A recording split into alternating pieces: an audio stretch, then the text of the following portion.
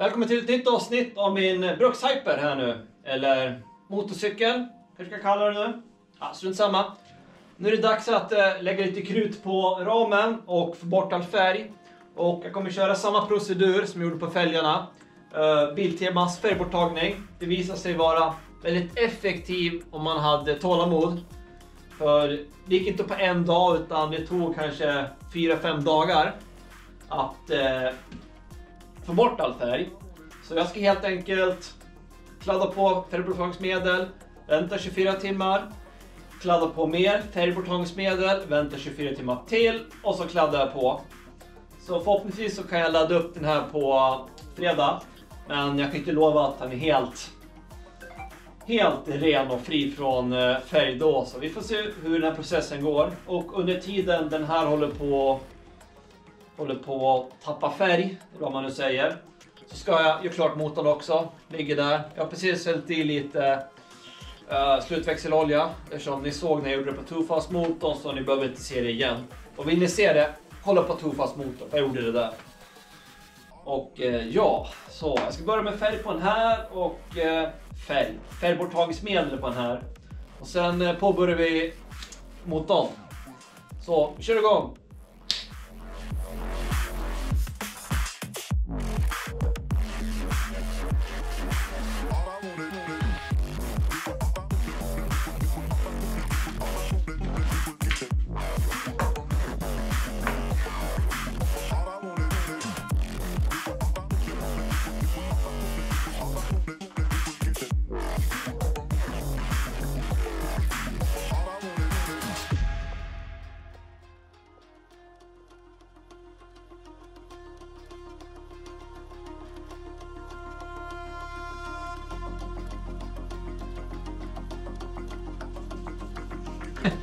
Blå färgen här börjar redan lösas upp. Nå sprayburk.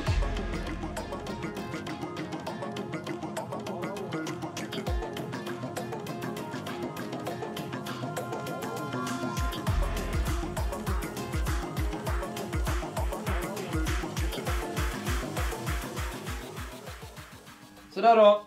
Ett lager på. Nu ger vi oss på motorn. Då är det dags att renovera, tänkte jag säga, men det är ju en pågående renovering. Men nu ska jag skruva upp vattenpumpen här. Och vill ni se hur jag plockar isär den får ni kolla tidigare avsnitt. För nu ska jag typ visa hur man skruvar upp den. Och det är inga svårigheter.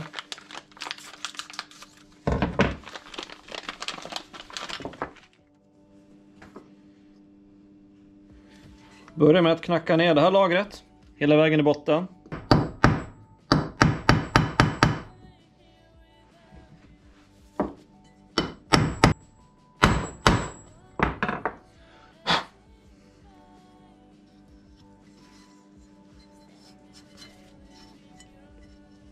Så, lagret i botten.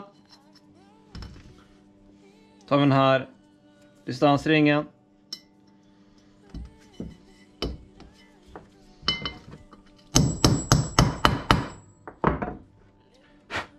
Och sen ett till lager.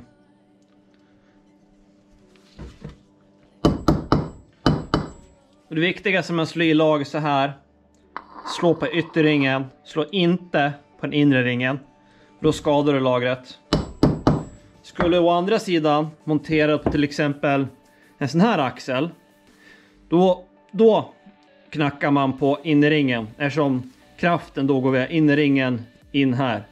Hade jag slagit på ytterringen då går ju kraften via kulorna. Och då tar det skada. Här är ju tvärtom. Slår jag på innerringen, då går kraften via kulorna och det skadar. Så nu kan man slå här ute.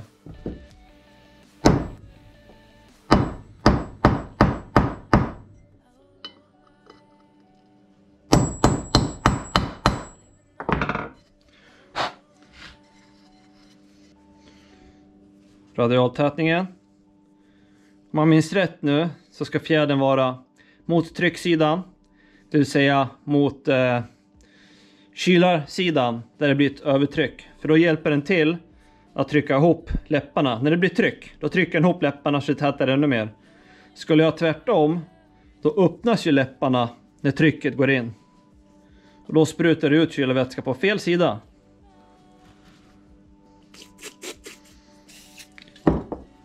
Jag tar lite smörja så att han inte går helt torrt.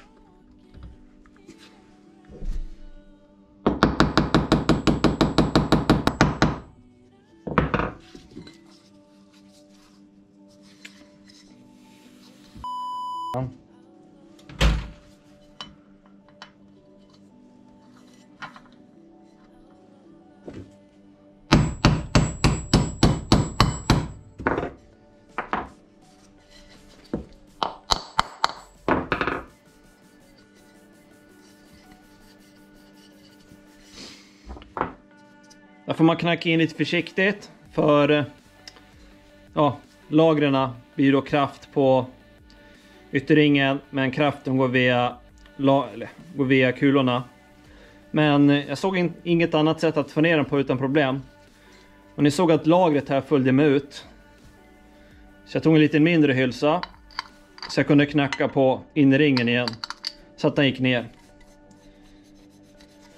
Det är inte 100% korrekt, men det funkar. Jag har gjort det förut utan problem. Nu ska vi ha en pinne. Jag får med 2 pinnar på den här, konstigt nog. För det ska bara vara en pinne. Sen finns det ju en styrning här.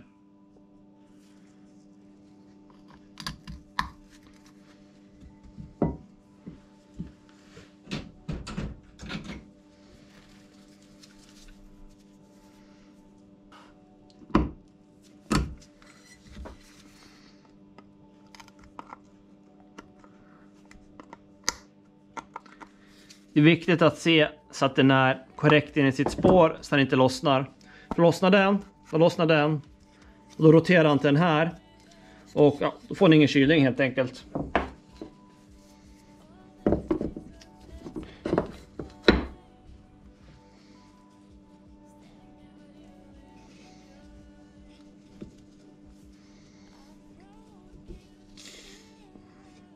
Märker att O-ringen är faktiskt lite liten. Då kan man faktiskt försiktigt massera upp den. Ser ni? Passar mycket bättre.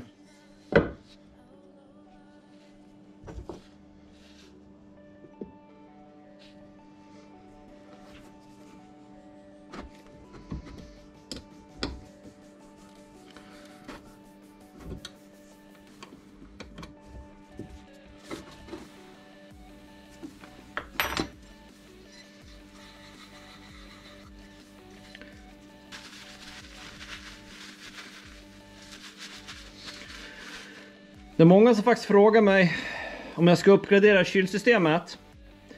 Just nu så har jag inte tanken att göra det. Jag är lite nyfiken att se hur bra det går med originalsystemet. Med originalkylare och originalvattenpump.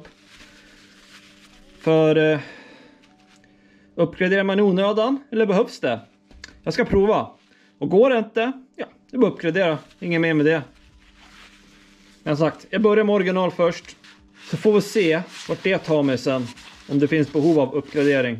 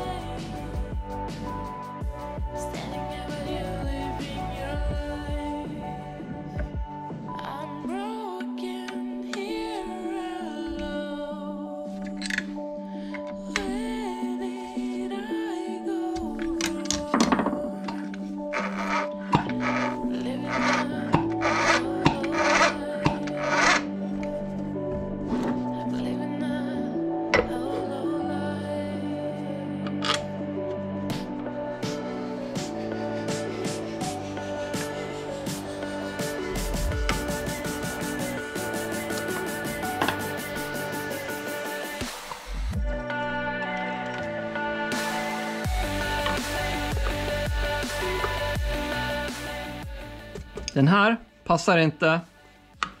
Cylindern är för stor. Den är inte byggd för det här heller så jag får slipa och modifiera lite. Ja, det blir inget nytt att göra det.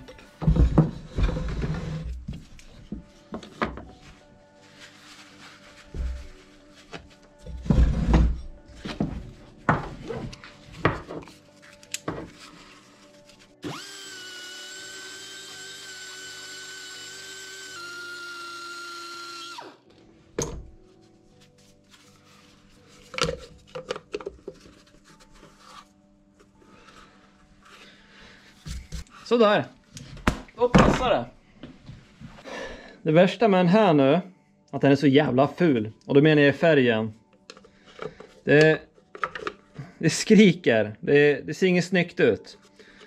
Så jag ska faktiskt slipa till den lite och ge den lite färg. Förmodligen samma silver som jag har där.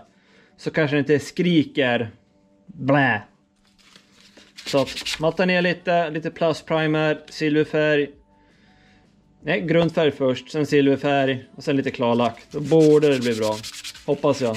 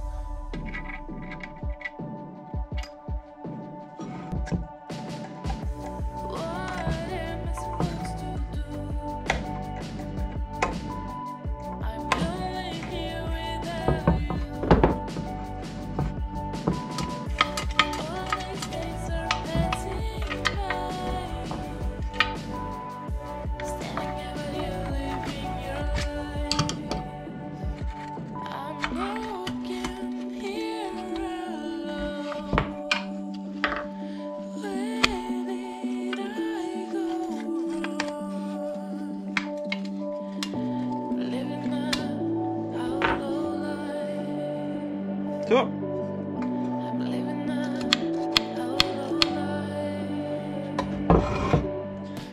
Jag ska köpa en snyggare kick sen i framtiden. Den här är nu bara för att, ja, så länge.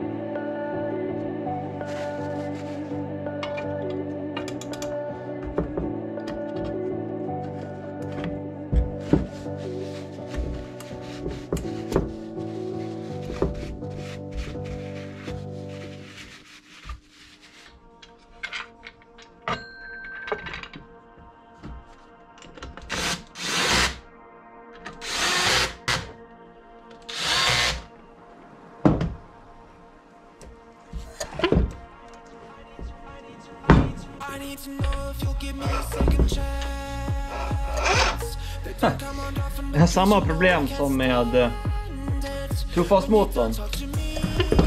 Han ligger i hela tiden. Fan. Ja. Det är bara luska vidare på det där.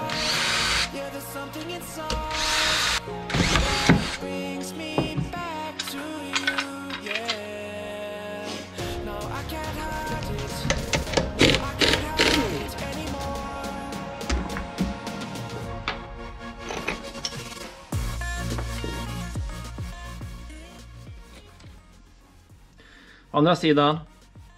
Här hade jag många shims för att det känns inte bra det där. Ser ni, hylsan är långt innanför remmen. Det verkar som remmen är för bred, men jag tror inte att den är. Man vill ju att remmen ska starta så långt ner som möjligt för att man ska få så bra acceleration som möjligt. För om remmen börjar högre upp så startar den på en högre växel och man får en sämre acceleration. Så där blir det ett dilemma jag måste lösa lite. För att se vad jag har för alternativ och vad jag kan göra. Nu täckte jag ett litet problem här. Där är en startmotorkrans. Lägger den dikt mot variatorn. Så blir det en liten glipa där inne. Och den där får jag in lite. Så ska det inte vara. Den här ska ta emot den först.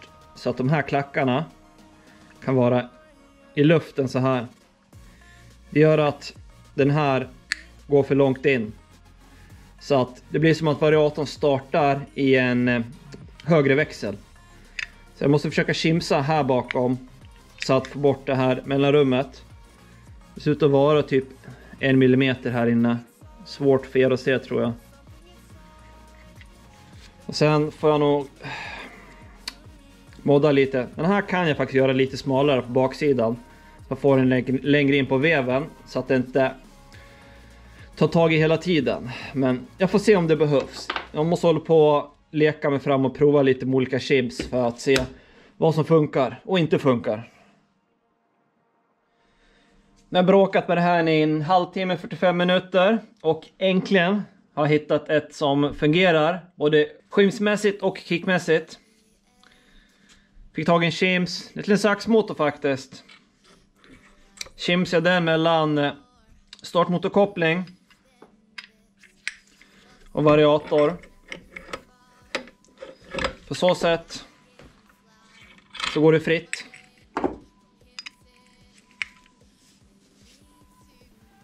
Det är så lite det går fritt, men det går fritt. Och nu har jag shimset däremellan.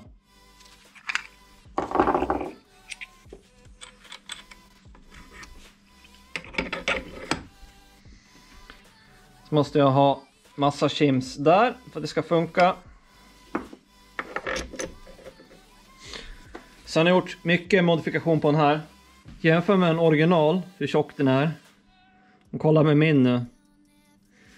Jag har svarat av den här. Jag skulle gissa på nästan 2-3 mm. Och jag svarvade även av de här piggarna lite. För att de skulle bli lite lägre. För de behöver inte vara så långa. För det fanns ändå utrymme för kicken att glida in i spåret. Och nu fungerar det. Men jag tänkte faktiskt göra samma sak som jag gjorde med Trofast-motorn.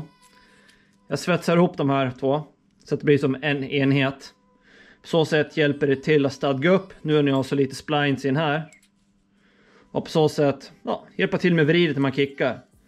Så jag ska sätta upp den här lite snabbt. Och sen upp i svarven för att få den rund och fin. Sen monterar vi ihop där. Ihopsvetsad och svarvad. Det blir inte så snyggt för de är väldigt grovhuggna original. Men jag kommer ännu inte synas. Det är bara till för funktion. Så det är skitsamma.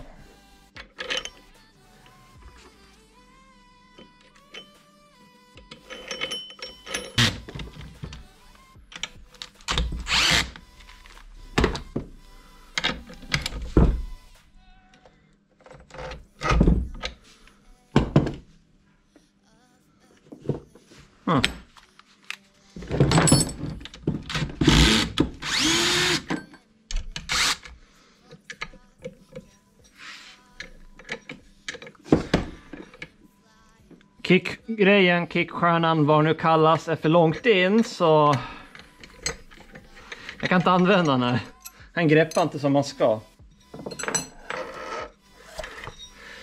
Jag får helt enkelt använda gamla hedliga metoder.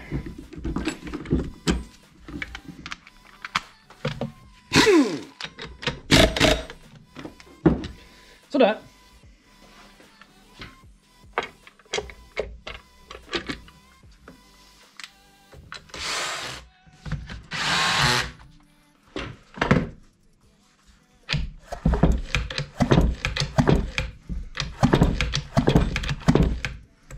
Det är precis som det ska.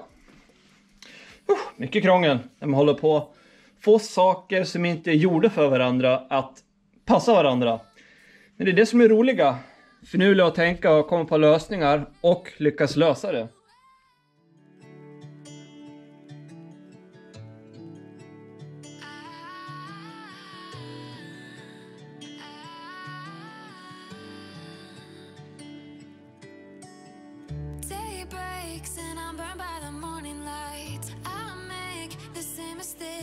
Twice, same song, but brand new dance. I wear out my third second chance.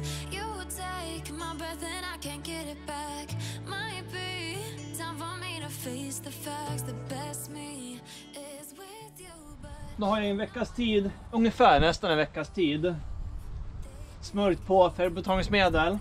Och det lossnar relativt lätt när jag tar stålborste. Så vi får hoppas att det lossnar lätt med högtryckstvätten också. För det funkar ju jättebra på fälgarna som var nu i vintras.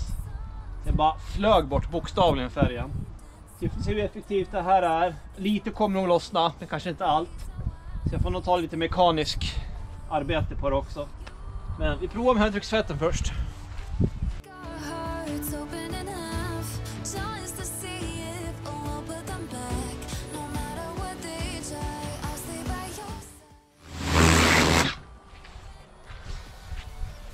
Inte ett skvatt hände. Vilken jävla slöseri på tid. Ja, det blir mekanisk bearbetning så. Ja, måste vara en annan färg på här än på fälgarna. Den var ju renare i alla fall. Men det var inte det jag var ute efter. Ja, det funkar inte som planerat så mekanisk arbete. Måste ta stålborste och bara fila bort all färg. Och det blir tyvärr till nästa avsnitt för jag måste runda av där nu. Så synd att det gick. Alltså, det gick ju skitbra på fälgarna. Frågan om det är en annan färg på den här. Eller vad som gick snett som sagt. Han blev ju mycket renare. Men det är färgen jag ska bort. Lite smutsen. Så vi får se om jag tar bort all färg innan nästa avsnitt. Eller om jag kör det avsnittet. Jag har fler saker som måste blästras och ha sig också. Så ja. Så med det avslutade avsnittet. Så vi syns på nästa fredag. Då ska jag börja snickra avgasröret till Tofast där också. Jag har fått mallar till det så jag kan börja bygga ihop det. Så vi får se hur lång tid det tar. Som sagt, det är mycket piss om att göra avgasrör. Det är ingenting man gör på en kväll utan det är flera dagars arbete för att få ihop det. Men ja, det får ni se till nästa fredag. Och nästa avsnitt på det här.